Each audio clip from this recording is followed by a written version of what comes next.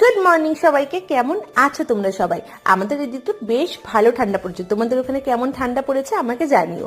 সকালবেলা উঠে একটু ফ্রেশ ট্রেশ হয়ে নিয়ে বসলাম হচ্ছে চা খেতে। চা খাওয়া হয়ে যাওয়ার পরে গেলাম হচ্ছে ব্রেকফাস্ট বানাতে। আজকে বরের আবদার ঝাল সুজি খাবে, তো সেই জন্য সবার প্রথমে কড়াইটা গরম করে আমি তার মধ্যে একটু ঘি দিয়ে দিলাম। ঘি দিয়ে আমি সুজিটাকে আগে ভালো করে ভেজে নিচ্ছি।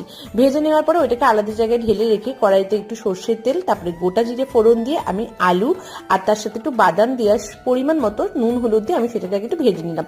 তোমরা চাইলে এর মধ্যে আরো নানান ধরনের সবজি অ্যাড করতে পারো। তারপরে আমি সুজিটা ওর মধ্যে দিয়ে দিলাম। সুজিটা ওর মধ্যে দেওয়ার পর একটু ভালো করে নাড়াচাড়া করে নেওয়ার পরে আমি হালকা করে একটু জল দিয়ে দিলাম।